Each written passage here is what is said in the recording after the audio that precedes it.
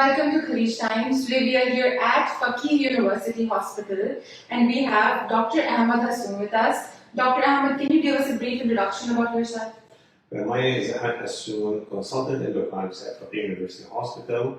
I've been here almost from the beginning in March last year and been enjoying working here in my field of endocrinology, managing our patients here with diabetes and other issues. But today we are going to focus more on diabetes because of the World Diabetes Day. As you said, today we are going to focus on diabetes. So I'm going to directly start. Dr. Ahmed, what are the common forms of diabetes? Well, that's a good question. I mean, we have a well-known division of these types, we call them, type 1, type 2, and then we have the gestational diabetes, and we have a group called together called others, and include many of the others, okay? The most common one in the world and in UAE is type 2, okay? And type 1 is less common, 5 to 10%, and these are the type 1 are the important one that needs always to be treated with insulin because they have deficiency of production of insulin in their body. Type 2 is the most common and usually is due to a relative deficiency of insulin because of insulin resistance, and that will lead to relatively low insulin for the level of sugar, and that's how they develop diabetes.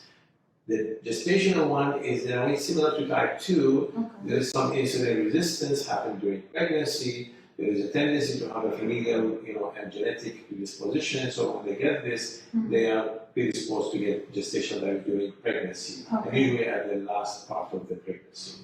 The other one, the fourth one, we call others. They are grouped in many of the types, and that includes some genetic, and then also medication like cortisone, steroids can cause that, and also some other diseases like the pancreas can cause that type of diabetes, called with the others group, not with this, the three ones that I mentioned. Okay. So what is the most common among adults? The most common among adults is really type 2 diabetes, okay? And type 2 diabetes is very common, and if we talk about the prevalence in the world, actually, the diabetes type 2 is the most common, but in general, about 10% of the global population having diabetes. And in UAE also, it's also the most common. And the prevalence around 16.2, 16.4, the prevalence of diabetes in UAE. Okay, so a normal adult, how many times should he or her go for diabetic screening? Good. I think we work in the guidelines for UAE with a committee and team with me, and we looked into the prevalence of diabetes, and we found that diabetes is highly prevalent even in younger people. And for that reason, we decided that if somebody don't have any risk factor even, just by the age, 30 and above should go for screening.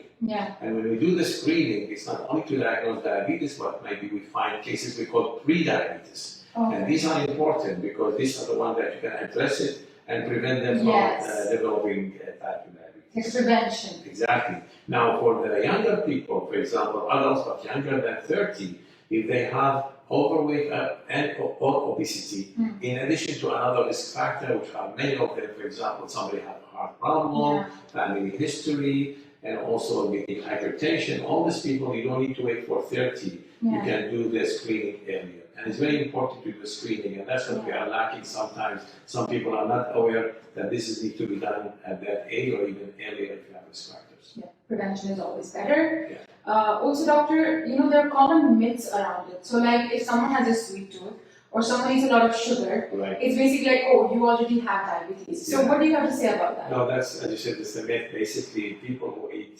sweets and this, they can do that. Diabetes is not happening because of, eating this. It's actually happening because you have a tendency or a familial, genetic thing predisposing to that. And then you gain weight, whether you eat fat or you eat sweets. The end result, if you eat sweet reasonably and you're not gaining weight, actually you're having a good lifestyle, then you might not get that, even if you have the genetic and predisposition from familial things. So basically, that's a myth, as you said, it's not a real one. Another myth is like, so if someone in my family has diabetes, like my father and my mother, does it mean I also have it? Well, that's another good point, actually, to say, because partially correct means that if you have a genetic predisposition from a family, then you have the risk, actually, as you said earlier, But you don't have to have diabetes if you do the right thing. And actually, good to know that so that you will do the right thing in your lifestyle. Diet and exercise. If you are having excess weight, you need to lose weight so that prevents yourself from getting into diabetes. Not necessarily you will have it. Okay. So, what is the importance of active lifestyle, as you said, exercising? Does it prevent or does it help maintaining the diabetic, the patients? Right. Well, two things. We'll start from the beginning, which is important to prevent. So all of us should be active physically and having the right food and our own food. And in that way, we can prevent diabetes from happening. Now, if somebody have diabetes, especially if we're talking about type 2, the most common one, then again, one of the main things they need to do, especially if they are, and mostly they are overweight or obese, they really need to focus into getting into the lifestyle modification, but in addition to that, to have to take the medication. But at the end, really, even there is no more emphasis on weight reduction. And if you do the weight reduction as early as possible, actually you might have remission of diabetes by doing that. But since you have a tendency of the genetic factor, so you need to keep the weight down after you lose it. Otherwise, if you gain the weight again, you will go back again to have developing of diabetes again. But let's go to the very beginning. How is it caused? Well, as we said, it's a good question because we need to go back to the types. Type 1, as we said, is different than type 2. So type 1 is the one that have deficiency of insulin, cells secreting insulin in itself. So this means they have deficiency of insulin. And that's happening with some, there is genetic predisposition, but that's not enough. They have to have an autoimmune process attacking their pancreatic cells to kill the cells and make them non-functional. And with that, they will not have enough insulin to secrete. So that's type 1, okay? That's how it is. Now, type 2, again, there is some familial or genetic predisposition.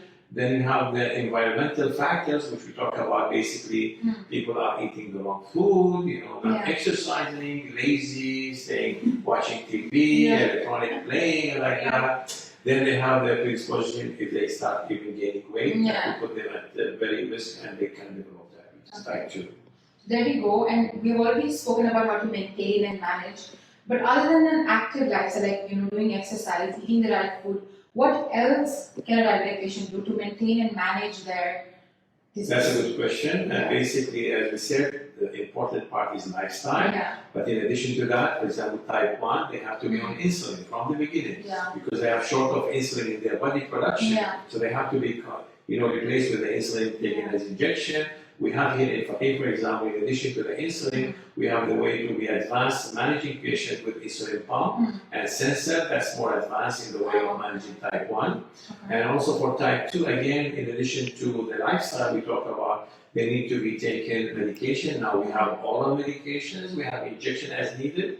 And one of the things to mention that we have all the new medication available in the Western country. And sometimes actually we have one drug that came to UAE here and in Fakeeh before even going to Europe. For example, USA approved it, we got it here. It's one of the new medication. So we have all the medication available. They can start on oral agents.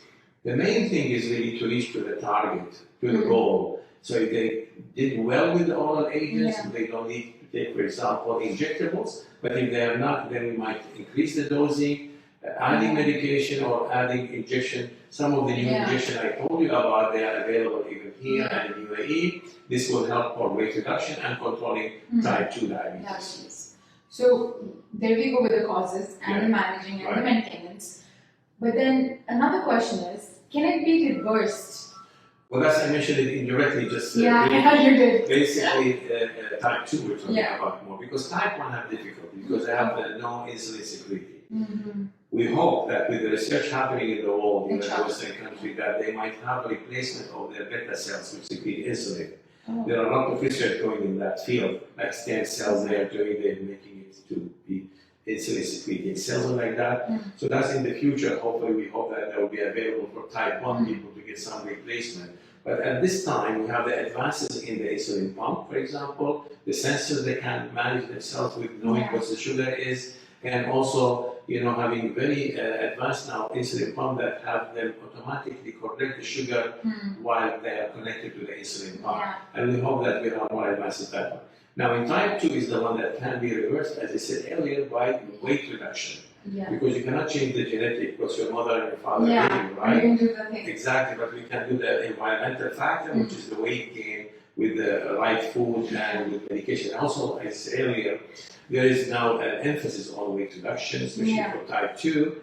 And in that regard, it's recommended that you need to do 10 to 15% of weight reduction, especially early. So if somebody went earlier, screened themselves, find they're diabetic, right? They can go into that way of getting it reversed, as you said, remission, by doing enough of medication, for example, and lifestyle to reduce the weight about 10 to 15%. They can reverse it if it's done early. So that's very important. We need to do it as early as possible. That's nice.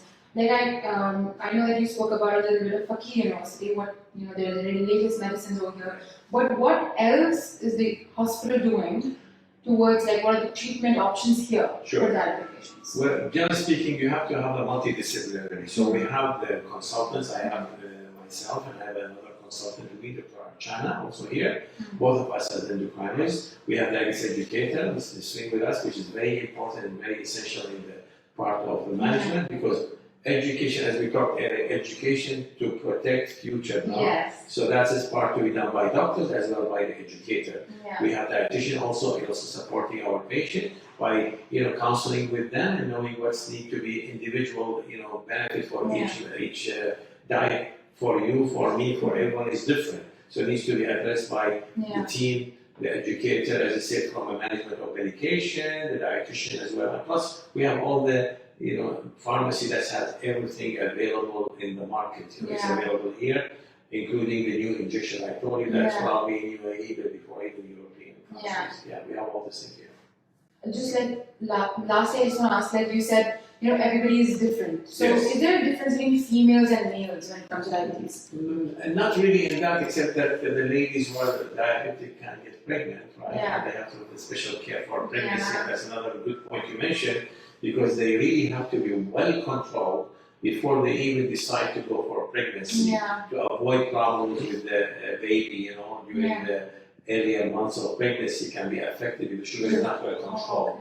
But in general, the idea of having a management for a woman or a man is different. There's not much of a difference. Basically, both of them should reach to the best goal available, and that's why it's the point that everybody should get good control in order to prevent complications that we need to talk about. Really, complication can be detected early if we're doing the right thing by screening for complication. Otherwise, we talk about the screening for diabetes, but now the person is diabetic, so now we need to know how to prevent complications from happening. And the way you do it is, again, including the team, and the team will be able to do the right thing. For example, we send a person for retinal exam. We do some protein check in the urine.